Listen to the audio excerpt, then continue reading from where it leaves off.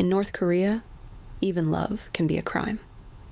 This is the true story of a boy and a girl who dared to fall in love, but paid the ultimate price.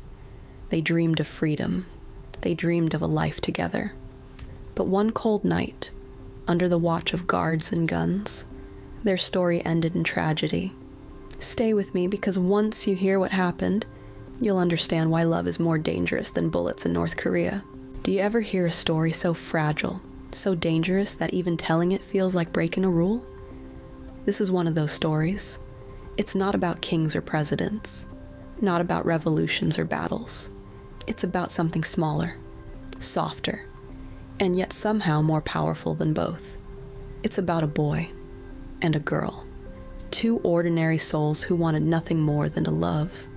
And in North Korea, that simple desire was enough to cost them everything. The ending erst. Let me tell you how it ends, because sometimes beginnings only make sense when you already know the end. It was winter, the kind of night where the cold wasn't just in the air, it lived inside your bones. The moon hung sharp and cruel, like the blade of a sickle cutting across the black sky. Two figures, running, hand in hand. Their breaths were clouds in the freezing air. Their footsteps crunched against the ice of the river. Too loud, much too loud. Behind them, voices, shouts, orders barked like gunfire. And then, real gunfire. One cry, one silence. And in that silence, love itself seemed to shatter. That's the ending. But endings only hurt because of everything that came before. So let me take you back to where it began. A country of walls, North Korea is often described as the most isolated place on Earth. But the truth is, it isn't just isolated. It's suffocated. Imagine waking up every morning in a world where you never ask, "What do I want today?" Instead you ask, "What am I allowed to want?" The government tells you who you are. It tells you what to believe, what to fear, even what to love. Not just in the newspapers or on the radios that play the same songs again and again, but in the walls of your school, in the paintings of the great leader that hang in your living room, in the whispers of your parents who lower their voices even inside their own home. And above all, there is hunger. Hunger for food, hunger for truth, hunger for freedom. This is the soil where our story grows, barren, cold, dangerous. And yet, against all odds, something tender managed to bloom. The boy. His name, let's call him Jun. A thin boy, 17 years old, with eyes that always looked like they were searching for something just out of reach. He lived in a small village near the northern border. His father worked in the fields. His mother traded scraps of cloth in the market. Like everyone else, they lived on the edge of survival. Jun was quiet.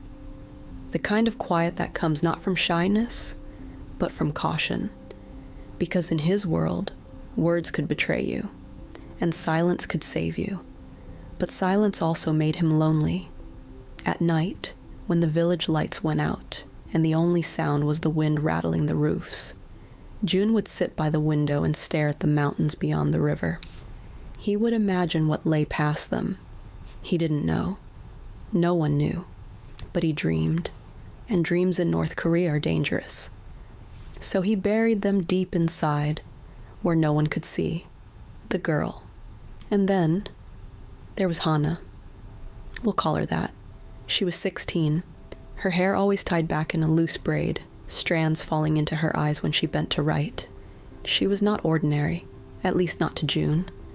While other girls kept their eyes lowered, Hana's gaze was steady like a challenge. While others memorized the official songs without question, Hana hummed quietly to herself, melodies no one else seemed to know.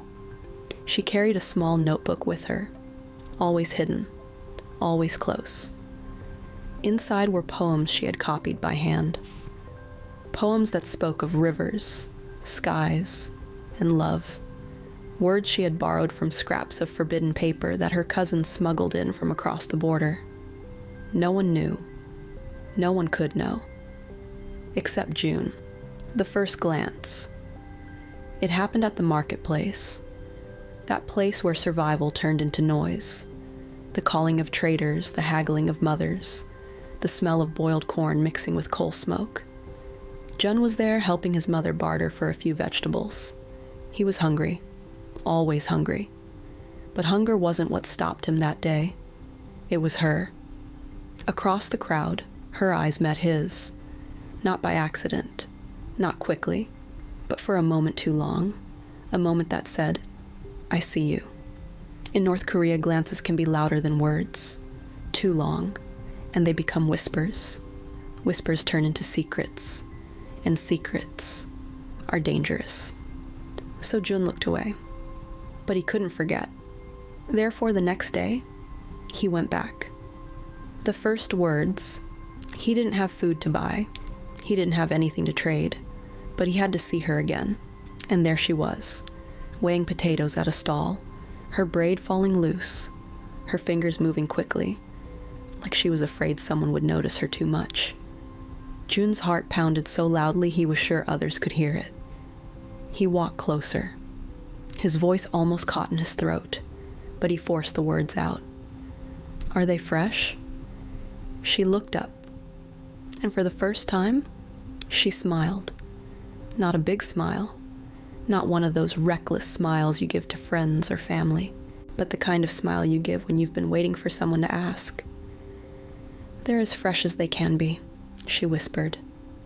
That was all, just a handful of words. But in their world, even a handful of words could mean everything. The spark. From then on, they found reasons to walk the same path, reasons to linger longer at the stalls, reasons to glance, to pause, to speak. At first it was safe, too safe. "What are you buying today?" "Only what I can afford." But slowly the sentences grew bolder. "Do you like poems?" "Yes, but only when no one is listening." And then bolder still. "I dream of rivers. I dream of skies." They didn't have to say more. Each word was a thread, and together, those threads began to weave something stronger than both of them. And that was how it began. A glance, a question, a poem whispered like a prayer. In another country, this would have been nothing more than young love, sweet, innocent, harmless. But in North Korea, it was rebellion. They began to meet in places no one cared to look, at the edge of the fields, where the grass grew taller than their knees, by the riverbank, where the water whispered louder than voices, in the ruins of an old shed that had long been abandoned. Each meeting was stolen time, minutes borrowed from the strict schedule of their lives, moments hidden beneath the weight of rules that told them they had no right to feel what they felt. But they felt it anyway. Jun would bring her small things, a pebble smooth and white, shaped almost like a heart, a piece of dried fruit he had saved from his own ration, tiny gifts, worthless to anyone else, priceless to her. Hana, in return, gave him words, poems she whispered in the dark, lines she remembered by heart, since paper was too dangerous to carry. She would lean close, her breath warm against his ear, and recite verses about skies too wide to be trapped, about rivers that never asked permission to flow. And Jun, listening, would close his eyes, because when he heard her words, he wasn't in North Korea anymore. He was somewhere else, somewhere free. But freedom, even in dreams, has a cost. Neighbors notice things, and in their village, noticing was survival. If you saw something unusual and kept it to yourself, you risked being accused too. One old woman began to watch them, her eyes sharp, suspicious. Jun saw her once standing too close, pretending to pick herbs while really listening. Fear crawled down his spine. He whispered to Hana that night, "We have to be careful. Too careful." She nodded, but her voice trembled. "Careful isn't enough. They'll find out." And she was right. Because in North Korea, secrets are like smoke. You can try to hide them, but Eventually, they slip through cracks and someone smells the fire. Still, they kept meeting. Why? Because love is stubborn. It doesn't care if the whole world is against it. It doesn't listen to reason or rules or fear. And the more dangerous their love became, the deeper it grew. Jun began to imagine things he had never dared to imagine before. A life across the river, a place where they could walk side by side without fear, where a smile wasn't a crime and a touch didn't mean betrayal. He told Hana these dreams in a whisper, and she, instead of laughing, whispered back, "I dream of the same." That was when the idea of escape was born, not as a plan, not yet, but as a seed. A small, fragile seed planted in the soil of their desperation. A seed that would grow, no matter how dangerous, into something neither of them could stop. And that was only the beginning. Their secret love was growing stronger, but so was the danger closing in around them. What happened when whispers turned into suspicion, and suspicion turned into betrayal? I'll continue this heartbreaking story in the next partage, so make sure you hit subscribe button right now, tap the bell icon, and stay with me, because you don't want to miss how this forbidden love reached its tragic end. Thanks for watching.